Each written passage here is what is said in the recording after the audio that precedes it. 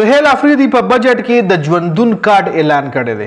د صحت کارت نه پس پی ټی آی حکومت په کې پی کې یو بل کارت لانچ کوي، ژوندون کارت. صحت کارت باندې هم ټریټمنټ کیږي او په ژوندون کارت باندې به هم د غریب خلکو د بیوسه خلکو علاجونه کیږي. ټول نه پهله خو په صحت کارت باندې هم دا وخت په کې پی کې ډېر غټ اپریشنونه، ډېر غټ علاجونه کیږي او ډېر ښکلی سهولت ورکوي په هسپتالونو کې. ډېر داسې غریب خلک و چې سره د علاج پیسې نه وي، خو چې کله عمران خان صحت کارت لانچ کو نو هغې نه پس ټولو غریبانانو خپلې اپریشنې، خپلې دوایانې او خپل علاجونه وکړل. چونکې تاسو لاندې پته را په دنیا کې او سپیشلی په پاکستان کې او بیا په کې پی کې ډېر غریب خلک دي. غریبي ډېره زیاته ده. هغه غریب خلک، هغه لاچاره خلک چې سره د خپل علاج پیسې نه وي، نو د عمران خان د صحت کارت چې کوم پروجیکټ و هغې نه مستفید شو. اوس د پی ټی آی حکومت یو بل کارت لانچ کوي چې نوم یې ولا ژوندون کارت ورکړی دی.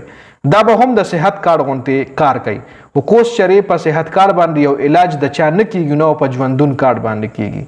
یو داسې بیماری ده، یو داسې علاج دی چې په هغه په صحت کارت نه کیږي، نو به بیا په ژوندون کارت باندې هغه غریب کس له ملاویږي. دې کې ډېر علاجونه داسې دي چې په صحت کارت او نه په ژوندون کارت هغه په دواړو باندې نه کیږي.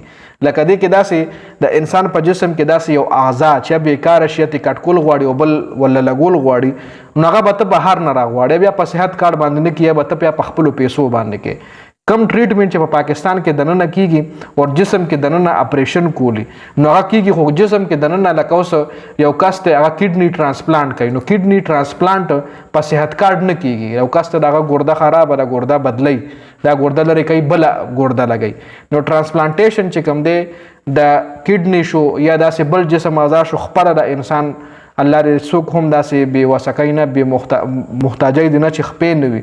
اوس یو انسان دی او دغه خپه نه وي او هغه ځان له خپله لګول غواړي، نو دغه خپه چې کوم دی هغه هم بهر ملک نه راغوستی شي، نو هغه هم په صحت کارت باندې نه کیږي. لکه دا علاجونه چې کوم دي دا ان ایلیجیبل دي د صحت کارت لپاره، که ژوندون کارت دی که صحت کارت دی. خو ټرانسپلانټیشن یا د بل ملک نه چې یو پارټس راځي د انسان د جسم، نو هغه ته په صحت کارت باندې نشي کولی، نه په ژوندون کارت باندې کولی شي. دې نه علاوه غټې اپریشنې لکه د زړه اپریشن، د دماغ اپریشن، د ګردو اپریشن، د ګردو چې کوم ډایلیسیس وي هغه، یا نور داسې د ګردو یا نور داسې د معدې اپریشن یا نور داسې علاجونه، هغه ټول چې کوم دی اوس په صحت کارت باندې کیږي.